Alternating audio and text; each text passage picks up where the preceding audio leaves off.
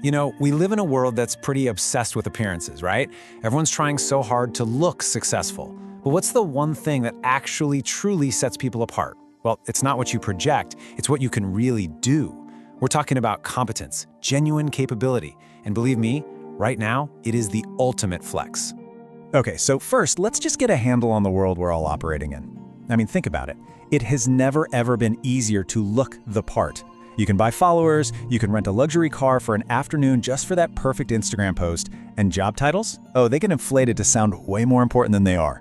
We're literally surrounded by the illusion of achievement. And this really breaks down into two totally different kinds of signals. On one side, you've got what we can call cheap signals, all those things that are super easy to show off, but they don't prove any real skill. And then on the other side, you have hard signals, stuff like consistent results, a track record of solving tough problems, and trust that you've actually earned. These are the things that matter, because they can't be bought, they have to be built. So, what's the antidote to all this fakeness? Well, it's simple: competence. Because unlike a fancy title or a perfectly curated online life, you just can't fake real ability. At least not for long. Sooner or later, reality has a way of showing up. What's really interesting here is that economists actually have a name for this. They call it a hard signal. It's basically an indicator of value that people trust for one simple reason. It's incredibly difficult to fake, and it's easy to verify. You know, you can say you're a great public speaker all day long, but actually delivering a killer presentation when the pressure is on, that's the only proof that matters. And this is where the rubber really meets the road. When a crisis hits, when a project is going completely off the rails, all those cheap signals, they become completely worthless. Nobody cares about your title, nobody cares how confident you sound. They care about one thing and one thing only: who can fix this? And in that moment, attention instantly, and I mean instantly, shifts to the person who actually knows what they're doing.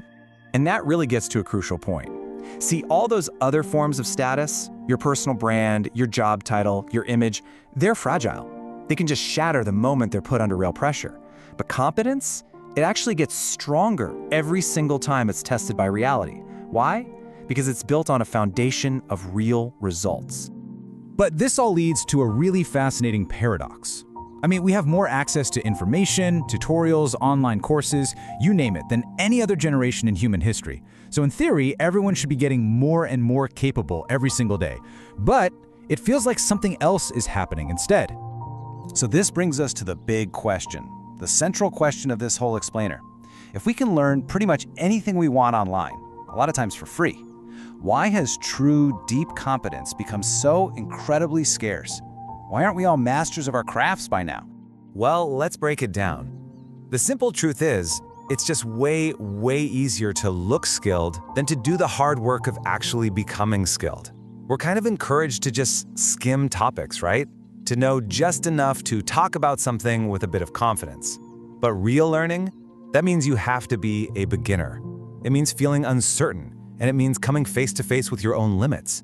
And that's a deeply uncomfortable process that, let's be honest, most people just choose to avoid. And if you look at how this plays out, the numbers are pretty stark. The vast majority of people, something like 70%, they just stay in that comfortable surface-level knowledge zone. They know the buzzwords, they've read the headlines. A much smaller group pushes through that frustrating, difficult practice phase. And because of that, only a tiny fraction, maybe 5%, ever get to the point of true mastery. So if we want to be in that small percentage, how do we actually do it? How do we forge real ability in a world that mostly just rewards appearances? Well, the path, it turns out, is surprisingly simple. But, and this is a big but, it's not glamorous at all. Look, we have this myth that competence is all about innate talent or some kind of genius, that some people are just born with it. But that's just not true. It really comes from something much more ordinary, something that's accessible to all of us, the simple discipline to see a project all the way through, from the exciting start to the messy, difficult end. And that process becomes a repeatable loop. See, most people are great at starting things, but they quit in what's called the messy middle. You know, that point where the code just keeps breaking, or that first draft of your book feels absolutely impossible. The people who become truly competent, they're simply the ones who learn to push through that phase, finish the job, learn the real lessons, and then they get up and do it all over again. This quote just nails it, doesn't it? That uncomfortable middle part, where all the doubt starts to creep in and you are so tempted to just quit, that is the forge. That is the exact moment where your competence is being built, one solved problem at a time. And all of this brings us right back to our main idea. In an age of constant shouting, of relentless self-branding, the real power move is just to be quietly effective. That has become the new, true status symbol. And the payoffs for doing this? Oh, they are immense. When you've proven you can deliver, your words suddenly carry so much more weight. People give you more responsibility, more freedom because they actually trust you. You build real, lasting respect, and eventually your reputation starts doing the heavy lifting for you, opening doors before you even have to knock. Let this one sink in for a second. While everyone else is busy shouting about how great they are, the person who can just quietly get the job done becomes unforgettable. Your work speaks for itself, and I promise you, it speaks louder than any boast ever could.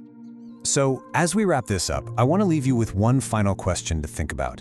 Just take a second and look at your own efforts, your own goals. Ask yourself, are you spending your precious energy building an image that needs constant upkeep, or are you investing that energy in a real ability that only gets stronger with time? The choice is yours.